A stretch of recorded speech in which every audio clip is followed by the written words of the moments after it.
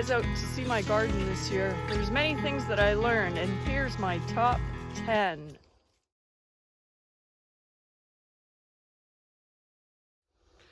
So this is the trellis that I made, and I used 8-foot T-posts in it.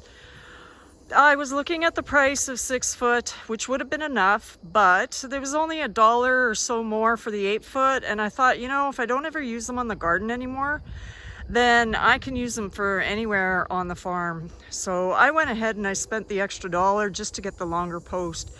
Had to drive it in a little bit longer, but hey, that wasn't any problem.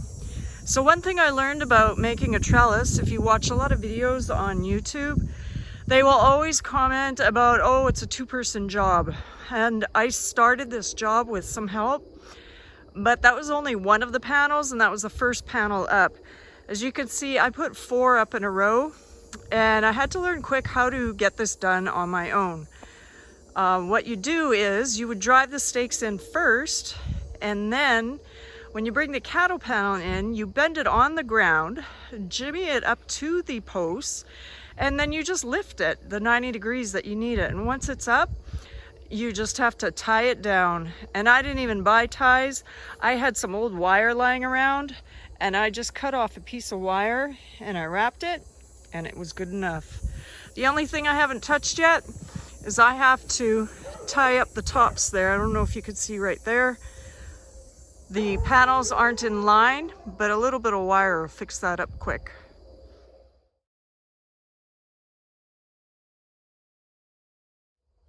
So this is the first year that I planted cabbage. As you can see, it doesn't look too pretty anymore. It was starting out so nice, but the drought that we've had, and even though I irrigate my garden, the grasshoppers came and they pretty much took it out.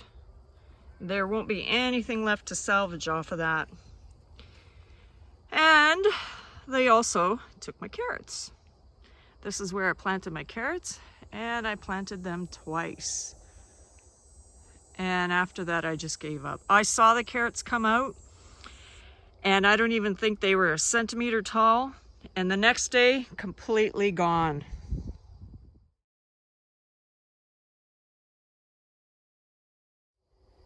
Another thing I learned, I've never seen this before in my whole lifetime, and I thought I had cleared up the problem. These Colorado beetles.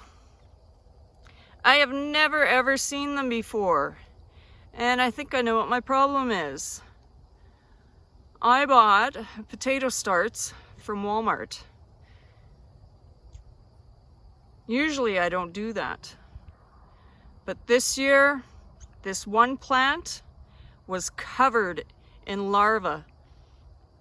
I tried to take everything off, but apparently I missed everything, or some things, because I still have some here.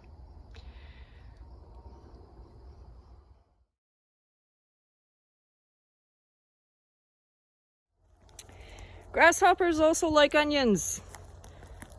My onions have stopped growing because I have no more greens left. The grasshoppers have come and eaten them all down. What I do have left are a couple of stragglers, but you know what? By time August is over, they'll all be gone too. So I guess I'll be buying my onions from the store this year.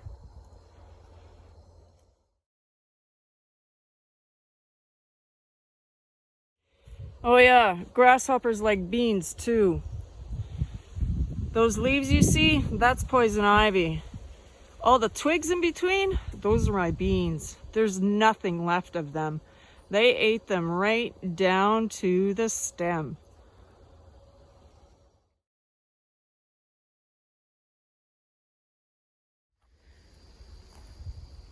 So my corn grew, but it seems to be stunted. I guess I wasn't watering it as much as I should have been. But then I checked it out the other day to see if any corn was growing on it. Let me see if I can show you what happened here. Do you see that? Yep, my grasshoppers got this too.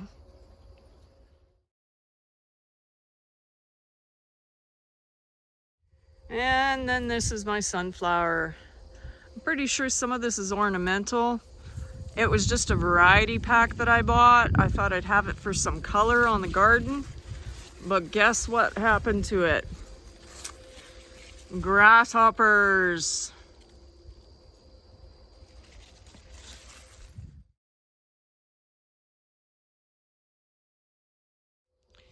The one thing that did come out very nice for me was my tomatoes. They are growing like crazy. But the one thing that I learned about this is everybody was buying these cages for their tomatoes, and I bought mine a little bit late, and I had to buy the expensive ones, which were a little bit sturdier than the other ones. And you know what? I'm kind of glad that I did have to pay that extra money, because these cages kept my tomatoes upright. But the few I managed to buy, the cheap ones, do you see what happened there? My tomatoes have outgrown the cage and are toppling it over. And I think the worst is probably right here.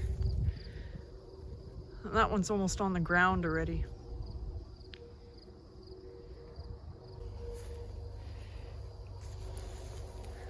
I think I saw a red tomato. I'm so happy I can actually harvest a vegetable off of the garden that the grasshoppers didn't get. Oh well. I just cut those parts out. Still happy that I got my tomatoes.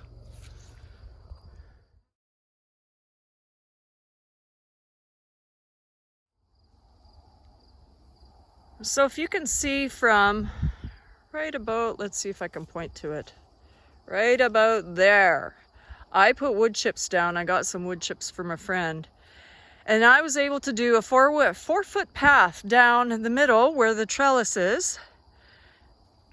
And I made a big cross on my garden. My garden is 48 feet by 48 feet.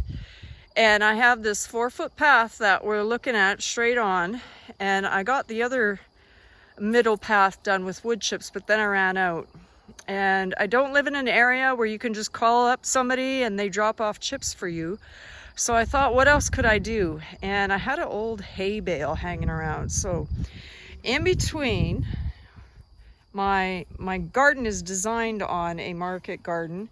So I have 30-inch rows with an 18-inch pathway. And yep, can you hear that in the background?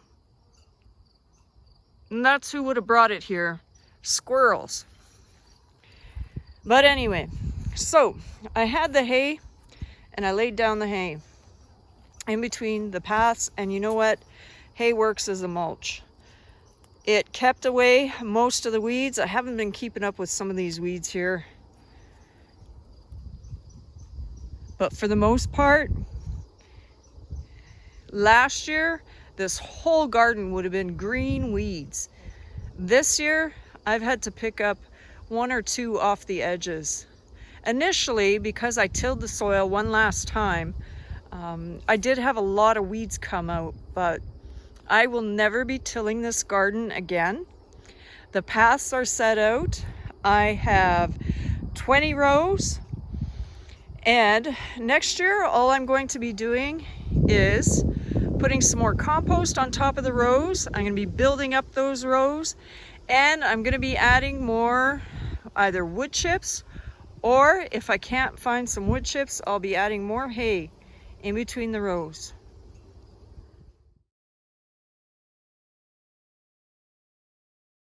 When I started my garden, I had the idea to get this arbor put up, but you know, you have to wait till the money comes in before you can go get that stuff. And some of my plants were starting to grow, and they kind of just took off on me before I could get this garden finalized. I was going to have an arbor, and then I was going to have, there were going to be 4 rows of just straight cattle panel. But as I put up this last one for pumpkins here, what happened is the pumpkins suckered out and they formed roots along their branches, and I ended up having to tear some of it out It did come back. Whatever is growing on the cattle panel was the part of the pumpkin plant that I did stick in there, but I was a little bit late on putting it up there. And I even have some pumpkin that grew to the outer fence, and I'm just gonna have to let it go this year. My plans for next year is the opposite side of where this arbor is. I'm gonna extend it right across the garden, and I'm gonna plant things in different areas. So like I said earlier, my garden is a 48 by 48 foot square. And one thing that really works great to keep, I have to keep a fence up or else my dogs will get into the garden. And I do have, I don't know if they're moles or gophers, I have a lot of them. And I do have traps set up in my garden, but if I don't put up an exterior fence, those dogs are gonna come in here and rip up all the good work that I did do, even though my garden isn't 100% planned at this point. And just to top off the stucco mesh that I did put on, I put up a rail because at that time it was cheaper to buy rails than it was to buy dimensional lumber. And stucco fence is awesome. It's strong enough for what I need, and it's actually cheaper than buying a fence that was made for fencing.